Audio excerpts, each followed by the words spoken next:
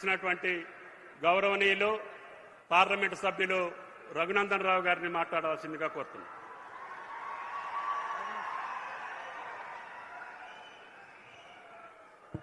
సభాధ్యక్షులు గౌరవనీయులు రాష్ట్ర వ్యవసాయ శాఖ మంత్రివర్యులు తుమ్మల నాగేశ్వరరావు గారు, నేటి కార్యక్రమానికి ముఖ్య అతిథిగా విచ్చేసినటువంటి పెద్దలు రాష్ట్ర ముఖ్యమంత్రి వర్యులు గౌరవనీయులు రేవంత్ రెడ్డి గారికి, పెద్దలు ఈ జిల్లా ఇన్ఛార్జ్ మంత్రి గౌరవనీయులు వివేక్ గారు, మరొక సీనియర్ మంత్రి గౌరవనీయులు దామోదర్ రాజనరసింహ గారు, పొన్నం ప్రభాకర్ గారు, పొంగులేటి శ్రీనివాసరెడ్డి గారు, పిసిసి అధ్యక్షులు ఎమ్మెల్సీ గారు గౌరవనీయులు మహేష్ కుమార్ గౌడ్ గారు, ఆయిల్ ఫెడ్ అధ్యక్షులు రాఘవరెడ్డి గారు, గౌరవ శాసనసభ్యులు, శాసన మండలి సభ్యులు, వేదిక మీద ఉన్నటువంటి అన్ని వర్గాలకి, అన్ని రంగాలకు సంబంధించినటువంటి అధికారులకి, మా జిల్లా కలెక్టర్ గారికి పేరు పేరున ఈ కార్యక్రమంలో పాలు పంచుకుంటున్నటువంటి రైతన్నలందరికీ కూడా శుభాకాంక్షలు, అభినందనలు తెలియజేస్తా ఉన్నాను.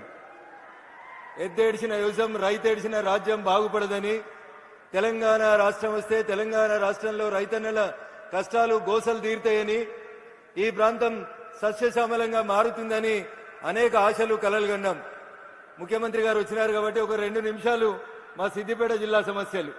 మనం కూర్చుంటున్నటువంటి ఈ ప్రాంతానికి పక్కనే కొండపాక అని ఒక మండలం ఉంటుంది. ముఖ్యమంత్రి గారు తపాసుపల్లి అనే రిజర్వాయర్ నుంచి నీళ్లు తీసుకొచ్చి గజ్వేల్ శాసనసభ నియోజకవర్గ పరిధిలో ఉన్న అన్ని గ్రామాలకి నీళ్లు ఇస్తామని చెప్పి తపాసుపల్లి రిజర్వాయర్ ని ప్రారంభించి కొండపాక మండల పరిధిలో ఉన్నటువంటి బందారం, ఇతర గ్రామాలు ఒక 8 గ్రామ పంచాయతీలు, చివరిగా ఉన్నటువంటి గ్రామ పంచాయతీలకి 10 సంవత్సరాల నుంచి నీళ్లు ఇవ్వట్లేదు. గత 1.5 ఇయర్ నుంచి నేను ఎంపీ కలిసిన తర్వాత నీటిపారుదల శాఖ మంత్రికి కొన్ని రిప్రజెంటేషన్స్ ఇచ్చినప్పుడు కొంత ఫైల్ కదిలింది. దయించి అందరికీ నీళ్లు వచ్చినాయి. చుట్టూ కొండపాక మండలంలో ఉన్న ఒక 8 గ్రామాలకి తపాసుపల్లి రిజర్వాయర్ నుంచి నీళ్లు వచ్చేలాగా చూడాల్సిందిగా గౌరవ ముఖ్యమంత్రి గారికి ఈ సందర్భంగా విజ్ఞప్తి చేస్తా ఉన్నాను. పిసిసి అధ్యక్షులుగా మీరు, అప్పటి భారతీయ జనతా పార్టీ రాష్ట్ర ప్రధాన కార్యదర్శిగా నేను మల్లన్న సాగర్ ప్రాజెక్టు నిర్మాణం జరుగుతున్నప్పుడు మేము ఆ ప్రాంతాల్లో ఉన్నటువంటి పల్లెల్లో నిద్ర చేసి మల్లన్న సాగర్ పూర్తయితే దుబ్బాక శాసనసభ నియోజకవర్గంలో ఉన్నటువంటి ప్రతి పొలానికి నీళ్లు వస్తాయని, నష్టపోయినటువంటి రైతన్నకి నష్టపరిహారం సరైన రీతిలో అందిస్తామని చెప్పి ఆ రోజు ప్రతిపక్ష నేతలుగా మేమందరం కొట్లాడడం జరిగింది. ప్రాజెక్టు నిర్మాణం పూర్తయింది. కానీ ఏ దుబ్బాక నియోజకవర్గం అయితే మల్లన్న సాగర్ 50 టీఎంసీల నీళ్లు కట్టడానికి భూమిని కోల్పోయిందో, ఆ దుబ్బాక శాసనసభ నియోజకవర్గంలో ఇంకా చాలా గ్రామాలకి కాలువలు రాలేదు, చెరువుల ద్వారా నీళ్లు అందించడం జరగట్లేదు. కాబట్టి దయచేసి ఈ 2 రిజర్వాయర్లకు సంబంధించినటువంటి అంశాన్ని మీరు, ఇప్పుడు నేను మీకు ఒక రిప్రజెంటేషన్ ఇస్తా ఉన్న ముఖ్యమంత్రి గారు, హైదరాబాద్ వెళ్లిన తర్వాత దయచేసి నీటిపారుదల శాఖ మంత్రితో మాట్లాడి మాకు ఈ 2 రిజర్వాయర్లకు సంబంధించినటువంటి నీటి కోస తీర్చాలని. మొదటిసారి మీరు సిద్దిపేట జిల్లాకి, సిద్దిపేట ప్రాంతానికి మొదటిసారి వచ్చినారు కాబట్టి ఈ ప్రాంత రైతన్నల కష్టాన్ని మీ దృష్టికి తీసుకొస్తా ఉన్నాం. ఇకపోతే ఈ రోజు కార్యక్రమం రైతన్నలకు సంబంధించిన కార్యక్రమం. ఆయిల్ ఫెడ్ మనం పెట్టుకోవాల్సినటువంటి పామ్ ఆయిల్ మొక్కలకు సంబంధించి మొట్టమొదటిసారిగా తుమ్మల నాగేశ్వరరావు గారు ఖమ్మం జిల్లాలో ఈ పంటని బాగా అభివృద్ధి చేస్తా ఉన్నారు. సిద్దిపేట ప్రాంతానికి ఈ పంటను తీసుకురావాలని చెప్పి గత ప్రభుత్వ హయాంలో కొన్ని చర్యలు తీసుకున్నప్పుడు రైతన్నలు భయపడి ముందుకు రాక ఈ ఫామ్ ఆయిల్ చెట్లు పెట్టుకోవడానికి ఇబ్బంది పడుతున్నప్పుడు నేను అప్పుడే కొత్తగా గెలిచినటువంటి దుబ్బాక శాసనసభ్యునిగా నాకు పూర్వీకుల నుంచి సంక్రమించిన 16 ఎకరాల వ్యవసాయ భూమిలో పామ్ ఆయిల్ సాగు చేయడంతో పాటు మా దుబ్బాక రైతన్నలందరినీ కూడా ఖమ్మం జిల్లా అశ్వరావుపేటకు పంపించి సిద్దిపేట జిల్లా రైతాంగం పామాయిల్ వైపు అడుగులు వేసే రీతి లోపల మేము రైతన్నలకు ఆ రోజు చేదోడు వాదోడుగా నిలబడ్డాం. అటు భారత ప్రభుత్వం, ఇటు రాష్ట్ర ప్రభుత్వం పూర్తిగా పామాయిల్ మొక్క దగ్గర నుంచి మొదలుకొంటే పంట వచ్చే 4 సంవత్సరాల దాకా భారత ప్రభుత్వం ఒక రైతుకి ఒక ఎకరాకి 4,200 రూపాయలు నగదు ఎట్లయితే ఈ రాష్ట్ర ప్రభుత్వాలు రైతు బంధు, రైతు భరోసాలు ఇస్తా ఉన్నాయో అదే రకంగా పామాయిల్ వేసుకున్న ప్రతి రైతుకి 4 సంవత్సరాలు పంట వచ్చేలోపు ప్రతి ఒక్కరికి ఎకరాకి 4,200 రూపాయలు ఇస్తూ భారత ప్రభుత్వం ఈ పంటను ప్రోత్సహిస్తా ఉంది.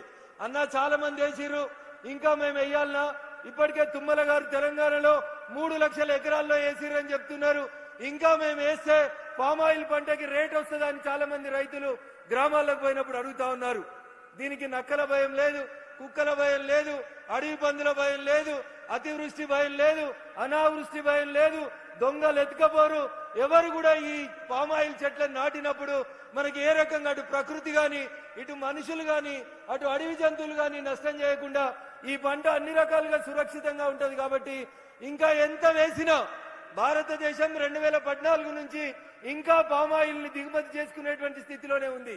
కాబట్టి మనం ఈ రాష్ట్రంలో ఇప్పుడు ఉన్నటువంటి 3 లక్షల ఎకరాల పామాయిల్ సాగుని 10 లక్షల ఎకరాలకు విస్తరించిన రాష్ట్ర ప్రభుత్వం, కేంద్ర ప్రభుత్వం పామాయిల్ సాగుని ఎంకరేజ్ చేస్తుందని, మీకు కావలసినటువంటి డబ్బులు పూర్తి స్థాయిలో అందిస్తుందని ఈ సందర్భంగా తెలియజేస్తూ రైతన్నల్ని క్రాప్ డైవర్షన్ వరకు క్రాప్ ఎప్పటికీ వరి నీళ్ళు వచ్చినాయి కదా అని వరి పంట వేసే బదులు పంట మార్పిడి విధానం వైపు రైతన్నలు ముందుకెళ్లాలని కోరుకుంటూ హార్టికల్చర్, సెరికల్చర్ తో పాటు పామాయిల్ సాగులో కూడా రైతన్నలు మరింత నైపుణ్యం సాధించే రీతిగా వ్యవసాయ శాఖ అధికారులు, ముఖ్యంగా మంత్రి తుమ్మల గారు పడుతున్నటువంటి కష్టానికి మనందరం కూడా వారిని అభినందిస్తూ ప్రతి రైతు పామాయిల్ సాగులో ముందడుగు వేయాలని చెప్పి కోరుకుంటూ ఈ జిల్లా సమస్యలు మరికొన్ని ఉన్నాయి ముఖ్యమంత్రి గారు, వాటిని రాతపూర్వకంగా మీకు అందించాలనుకుంటున్నాం.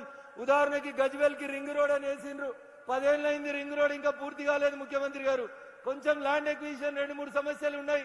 గజ్వేల్ కి సంబంధించినటువంటి ఆ రింగ్ రోడ్ పూర్తి చేయాల్సిందిగా కోరుతా ఉన్నాం. అదే రకంగా నేను గతంలో ప్రాతినిధ్యం వహించినటువంటి దుబ్బాక శాసనసభ నియోజకవర్గం రాష్ట్రంలో అనేక రకాలుగా కొంత వెనుకబడి ఉంది. భవిష్యత్తులో ఏమైనా పరిశ్రమల్ని మంజూరు చేయడానికి అవకాశం ఉంటే దుబ్బాక శాసనసభ నియోజకవర్గాన్ని మీరు ఎట్లయితే కొడంగల్ వైపు ప్రతి అంశాన్ని మీ వైపు డ్రైవ్ చేసుకుంటా ఉన్నారో అట్లే మా దుబ్బాక వైపు కూడా ఓ కన్నుంచాలని దయచేసి కుడి చేయి కొడంగల్ అయితే ఎడమ చేయిని కనీసం దుబ్బాక వైపు చూపించాలని ఈ వేదిక ద్వారా గౌరవ ముఖ్యమంత్రి గారికి విజ్ఞప్తి చేస్తూ కొన్ని రోడ్లు, కొన్ని కాలేజీలు మీకు వినతి పత్రం అందజేస్తా ఉన్నాం. దయచేసి వాటిని మంజూరు చేయాలని ఈ వేదిక ద్వారా గౌరవ ముఖ్యమంత్రి గారిని కోరుకుంటూ అవకాశం ఇచ్చినటువంటి వేదిక ముందున్నటువంటి రైతన్నలందరికీ కూడా కృతజ్ఞతాభివందనాలు తెలియజేసుకుంటూ సెలవు తీసుకుంటా ఉన్నాను. జై హింద్, జై భారత్. సమయాన్ని దృష్టిలో పెట్టుకొని మంత్రులందరూ కూడా సమయస్ఫూర్తిగా మాట్లాడమని చెప్పి కోరుకుంటూ మిత్రులు పొన్నం గారిని మాట్లాడవలసిందిగా కోరుతున్నాను.